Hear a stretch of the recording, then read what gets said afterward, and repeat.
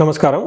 వృషభ రాశి వారికి ఆగస్టు మంత్ ఎలా ఉందో చూద్దాం. ఇందులో వృషభ రాశి చూసుకుంటే కొంచెం ఛాలెంజింగ్గా ఉంది మంత్ అని మనం అనుకోవచ్చు. ఒక ఆల్మోస్ట్ మీకు 60% మాత్రమే, అంటే 40% మాత్రం అనుకూలంగా ఉంది, 60% కొంచెం ప్రతికూలంగా ఉందని గమనించుకోవాలి. కొంచెం పేషెన్సీగా సహనంగా ఉండవలసిన టైం ఇది. నాకు కొంతమంది ఆల్రెడీ తెలిసిన వాళ్ళు, బంధువులు వాళ్ళు ఫోన్లు చేసి మెసేజ్లు చేసి పెడుతూ ఉన్నారు. ఎందుకంటే లాస్ట్ మంత్, ఈ మంత్ కొంచెం జాగ్రత్తగా ఉండవలసిన సమయం. అంటే జూలై మంత్, ఆగస్ట్ మంత్.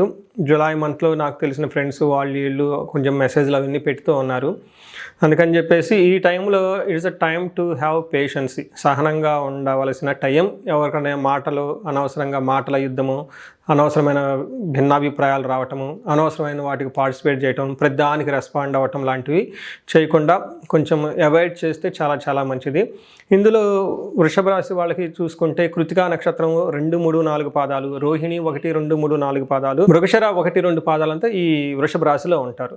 ఇందులో సూర్యుని యొక్క సంచారం, మిగతా గ్రహాల యొక్క సంచారం బట్టి మనం చూసుకుంటే సూక్ష్మ గోచారం, లఘు గోచారం అన్న ఒక కాన్సెప్ట్ ప్రకారం చూస్తే ఇందులో మనకి ఎలా ఉంటుందంటే 4 గ్రహాల యొక్క ఫలితాన్ని చాలా చిన్న చిన్న సంస్కృతంలో మాటలో చెప్తారు. అవి మానహాని, ధనచ్ఛేదం, రాతి భయం, పుత్రలబ్ధిం అని చెప్తారు. అంటే అవమానాలు జరిగే అవకాశం ఎక్కువగా ఉంటుంది, ధనం విపరీతంగా కోల్పోయే అవకాశం ఎక్కువగా ఉంటుంది, శత్రువు బాధలు ఉంటారు, శత్రువుల నుంచి మీకు ఇబ్బందులు ఉంటాయి, పిల్లల విషయంలో మాత్రం కొంచెం బాగుంటుంది అని మనం చెప్పుకోవాలి. ఇందులో ఇండివిజువల్గా ఒక్కొక్క గ్రహం మనం చూసుకుంటే 4వ స్థానంలో సూర్యుడు ఉండటం వల్ల ప్రొఫెషనల్ మ్యాటర్స్లో పాజిటివ్గా ఉంటుంది, ప్రమోషన్స్ అవన్నీ వచ్చే అవకాశం ఎక్కువగా ఉంటుంది, మీరు పడిన గుర్తింపుకి సగు రిజల్ట్స్ అదంతా ఉంటుంది.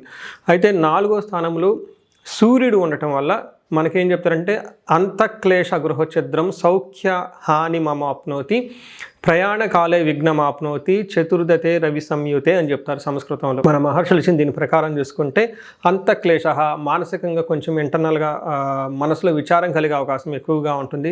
గృహఛిద్రం, ప్రొఫెషనల్ మ్యాటర్స్లో ఆఫీస్లో అంతా బాగున్నా ఇంట్లో ఏదో ఒక గొడవ ఉండే అవకాశం ఎక్కువగా ఉంటుంది. తర్వాత సౌఖ్య హాని, కంఫర్టబుల్గా ఉండకుండా ఉంటుంది. తర్వాత మా భోజనం, టయానికి భోజనం చేయకుండా ఉండే అవకాశం ఎక్కువగా ఉంటుంది. ముఖ్యంగా గమనించుకుంటే ప్రయాణాలు చేస్తే ఆటంకాలు వస్తాయి అని చెప్తూ ఉంటారు. ఇది సూర్యుడి వల్ల మిక్స్డ్ రిజల్ట్ అని చెప్పుకోవచ్చు. బట్ కుజుడు వల్ల ఇంకా కొంచెం ఇబ్బందులు పెట్టే అవకాశం ఉంది. కుజుడు 2వ స్థానంలో ఉండటం వల్ల కూడబెట్టుకున్న ధనం, మీ సేవింగ్స్ అంతా కోల్పోయే అవకాశం ఎక్కువగా ఉంటుంది. మాటలు చాలా కటువుగా మాట్లాడుతూ ఉంటారు. ఎలిమెంటరీ ఎడ్యుకేషన్, బేసిక్ ఎడ్యుకేషన్ ఎవరైనా కనుక చేస్తుంటే వాళ్ళకి ఆటంకాలు అవన్నీ వచ్చే అవకాశం ఎక్కువ ఉందని మనం చెప్పుకోవచ్చు. కుజుడు 2వ స్థానంలో ఉంటే మనకి సంస్కృతం అసత్వం సతతం క్లేశ నాశ సర్వకార్య వినాశనం సదా దుర్జన సేవ సంపర్క భీతి షాద్ ధనకే కుజ అని మనకి ఒక శ్లోకంలో చెప్తారు. దాని మీనింగ్ ఏంటంటే అసత్వం అంటే ఎనర్జీ లేకుండా ఉండటం, తర్వాత సతతం క్లేశ, మనసులో ఎప్పుడు ఏదో ఒక బాధపడడం ఉండటం, సర్వకార్య వినాశనం, ఏదైనా కొత్తగా ఒక పని చేస్తే అందులో ఆటంకాలు వచ్చే అవకాశం ఎక్కువగా ఉంటుంది, విమర్శించే వాళ్ళు ఎక్కువగా ఉంటారు, సదా దుర్జన సంపర్క. ఈ టైంలో బ్యాడ్ కంపెనీ, అనవసరమైన చెత్త వాళ్ళంతా మీ చుట్టూ చేరి మిమ్మల్ని కన్ఫ్యూజ్ చేసే వాళ్ళు ఎక్కువగా ఉంటారు, భయంగా ఉండే అవకాశం ఎక్కువగా ఉంటుందని చెప్పుకోవచ్చు. అయితే వీళ్ళకి ఒక గుడ్ న్యూస్, హ్యాపీ న్యూస్ ఏంటంటే శుక్రుడు వీళ్ళకి 5వ స్థానంలో ఉండి చక్కగా మంచి యోగ్యతను ఇస్తున్నారని చెప్పుకోవచ్చు.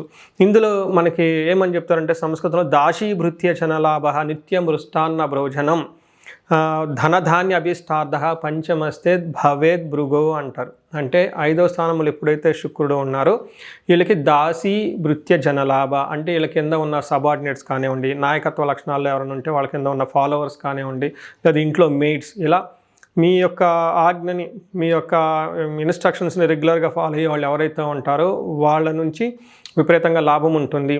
నెక్స్ట్ నిత్య మృష్టాన్న భోజనం, డైలీ మంచి మంచి ఫుడ్ తినే అవకాశం ఎక్కువగా ఉంటుంది. ధనధాన్య అభిష్టార్థ, ధనం విషయంలో, ధాన్యం విషయంలో మీకు అనుగుణంగా ఉండే అవకాశం ఎక్కువగా ఉంటుంది. ఇంకొకటి ముఖ్యమైన చెప్పుకోవాల్సిన హ్యాపీ న్యూస్ ఏంటంటే వీళ్ళకి గెయిన్ త్రూ లేడీస్ అని చెప్తారు. అంటే జెంట్స్ అయితే లేడీస్ ద్వారా, లేడీస్ అయితే జెంట్స్ ద్వారా ఒక మంచి ఏమంటారు చాలా బెనిఫిట్ జరిగే అవకాశం ఎక్కువ ఉందని గమనించుకోవాలి. సో వీటితో పాటు మనకి బుధుడు చూసుకుంటే 3వ స్థానంలో ఉండి శత్రువుల వల్ల ఇబ్బందులు అన్నీ మనం చెప్పుకోవచ్చు. సో మనం ఓవరాల్గా చూసుకుంటే చాలా మిక్స్డ్గా ఉంది, కొంచెం సహనంగా ఉండవలసిన టైం అని మనం చెప్పుకోవచ్చు. అయితే కృతికా నక్షత్రం ప్రకారం చూసుకుంటే మనకి అంగగోచారం అని ఒక కాన్సెప్ట్ మనకు ఉంటుంది జ్యోతిష శాస్త్రంలో.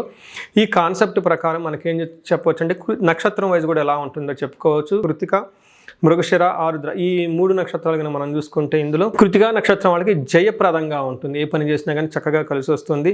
అయితే వీళ్ళకి కలహము, బంధనము, భయము అని 2 నెగిటివ్గా కొంచెం ఇబ్బంది పెట్టే పరిస్థితుల్లో ఉన్నారు. నెక్స్ట్ మృగశిర నక్షత్రం వాళ్ళకి ఐశ్వర్యవంతంగా ఉంటుంది, ధనలాభం చూపిస్తుంది, కొంచెం భయపడే అవకాశాలు ఎక్కువగా ఉంటుంది, మరణ తుల్యం అంటారు. అంటే కుజుని వల్ల అనుకున్న పనులు ఎక్కడో ఆగిపోయే అవకాశం ఎక్కువగా ఉంటుంది. వీళ్ళు ఒకసారి ఇండివిజువల్గా జాతకం చూపించుకుంటే ఎంతో బాగుంటుంది.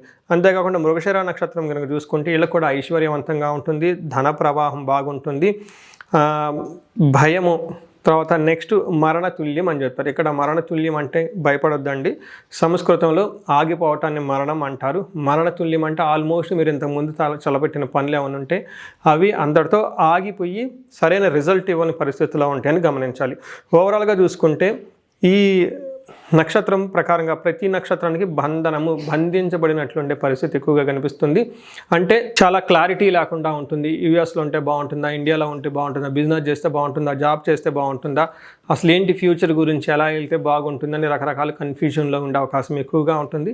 ఇలాంటి పరిస్థితులు ఒకసారి మీకు కనుక తలెత్తితే మీ చుట్టూ ఉన్న సబ్జెక్ట్ మ్యాటర్ ఎక్స్పర్ట్స్ కానివ్వండి, లేదంటే మెంటార్స్ని కానీ అప్రోచ్ అవ్వండి. వాళ్ళ అడ్వైజర్స్తో చక్కగా డెసిషన్ తీసుకోండి. ఇంకా వీలైతే ఒక మంచి జ్యోతిష్కుల్ని, ఆస్ట్రాలజీ చూపించి మీ యొక్క జాతక చక్రాన్ని చక్కగా చూపించుకొని అందులో మీకు సంబంధించిన చాలా క్లూస్, ఎలా వెళ్తే బాగుంటుంది, ఫ్యూచర్ ఎలా ఉంటుందో తెలుసుకునే అవకాశం ఎక్కువగా ఉంటుంది. కాబట్టి ఇది చూసుకోవాలని చెప్పేసి కోరుకుంటున్నాను. సో ఈ రాశి వాళ్ళందరికీ పరిహారాలు కనుక చూసుకుంటే కొంచెం ప్రతి ఒక్కళ్ళు ఏకాదశ రుద్రాభిషేకం లేదంటే మహన్యాసపూర్వక ఏకాదశ రుద్రాభిషేకం చేయించుకుంటే చాలా కలిసి వచ్చే అవకాశం ఉంటుంది. నెక్స్ట్ కుజుడికి కొంచెం ఇబ్బంది పెట్టే విధంగా ఉంది కాబట్టి మనకి క్షేత్రపాలకులు అంటారు, లేదంటే టెంపుల్స్లో క్షేత్రపాలకులు అని ఉంటారు, లేదంటే మీరు నివసిస్తున్న ప్రాంతంలో అది ఎక్కడైనా కానీ మీ సొంత ఊరు కానీ లేదంటే టౌన్లో సిటీలో ఎక్కడ ఉన్నా కానీ ఎక్కడుంటే అక్కడ గ్రామ దేవతలు ఉంటారు, వాళ్ళకి చక్కగా పూజలు చేసిన. రెండవది మీకు నాగపడగలు లేదంటే నాగుల కట్ట, అశ్వత్కట్ట అని కూడా కొన్ని ప్రదేశాల్లో అంటారు, అక్కడ చక్కగా అభిషేకం చేసి దీపారాధన చేసుకోగలిగితే చాలా చక్కగా మీకు ఆ ఏరియాలో ఉన్నందుకు ప్రొటెక్షన్ వచ్చే అవకాశం ఎక్కువగా ఉంటుంది. సో ఈ రాశి వారందరికీ అష్టైశ్వర్యాలు కలగాలని, భోగభాగ్యాలు కలగాలని చెప్పేసి కోరుకుంటున్నాను. నమస్కారం.